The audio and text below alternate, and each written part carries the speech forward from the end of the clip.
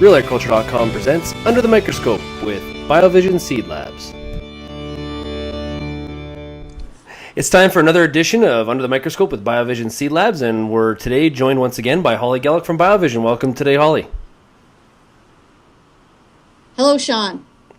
Okay, Holly, let's talk about the future of grain grading and the role that a seed lab potentially plays in that process.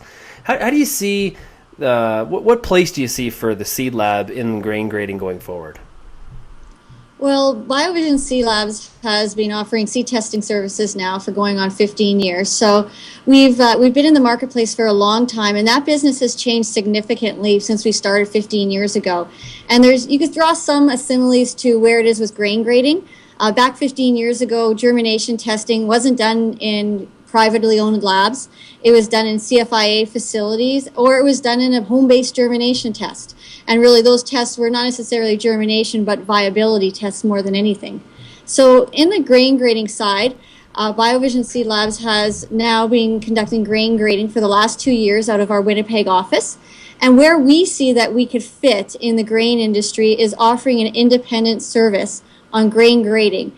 And going forward, we see that there's a lot of opportunity with different purchasers and buyers in the market, as well as now producers are now taking an active role in merchandising their product. So when you're actually selling a product, you have to know what you're dealing with. What is the base point of your product? What are you selling?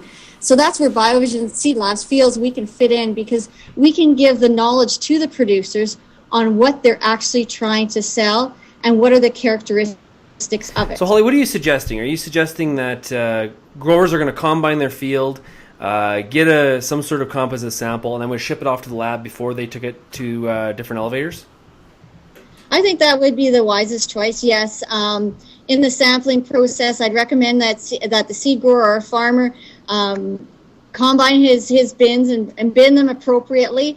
If there's any variance in the crop, definitely bin them separately, sample them separately as well. And I would definitely recommend the best time to do that is before you go to the marketplace to sell it. So that would be in your August really to December timeframe. So let's talk about an example, because traditionally people take a sample into the elevator, and in the case of wheat, for example, the elevator will do a protein test, will grade it, and the farmer may just sell it there based on the grade, or they will shop it around a bit.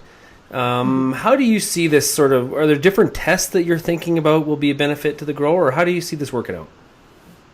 Well, the biggest benefit to the grower will be the basic grain grade, and that's where we would assign the grade, whether it's a number 1, number 2, etc., and down the line. And then what we do is we list a whole host of grading factors, and some of those will include sprouting, green seed, FDKs. It could include other classes that are in the presence of the wheat, such as Durham and Canadian Western Reds. There's a whole host of different grading factors that we include. So it gives the producer the knowledge on what he has to sell. It can be very useful when the producer is combining, and during the combine season, it's obviously a very short, compact season, but there can be different things that go on in the field or during harvest, such as rain. So he can then take this information and be able to know that maybe part of his crop does meet a number 1, but another bin of it that has been weathered is now a number 2 or number 3, and the reasons why. So some producers may be watching this and saying, well, how is that any different than what I do now? I just take it to the elevator and I get the information. How is this process different? Well, it is an independent analysis. One of the other benefits that we bring is that we can give you the grading potential of the product. So let's just think of this past year.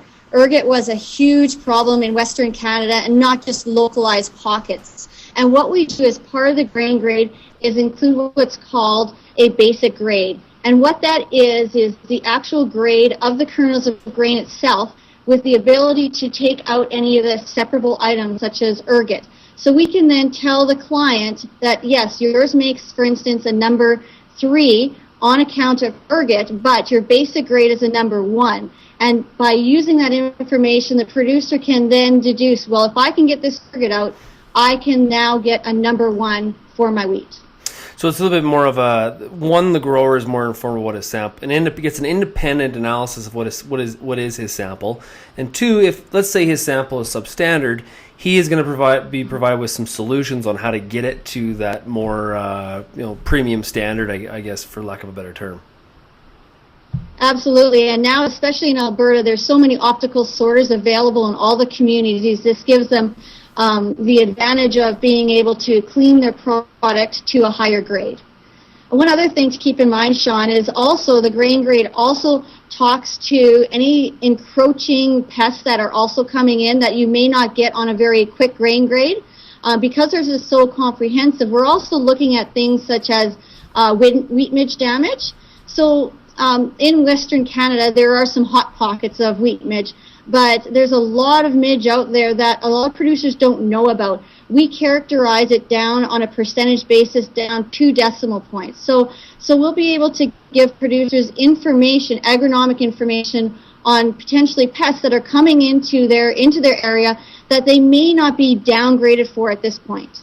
Well, where I really see a real benefit here is if you already have that independent sort of information on what that sample is and what it could be or what it should be. Let's say, for example, you take a sample in and it's been tested. Say it's a number 2. You take it in and you're told, feed, sorry. You have some backup, some other information to say, wait a minute, let's take another look at this because, I have some third-party results that would differ with that visual analysis.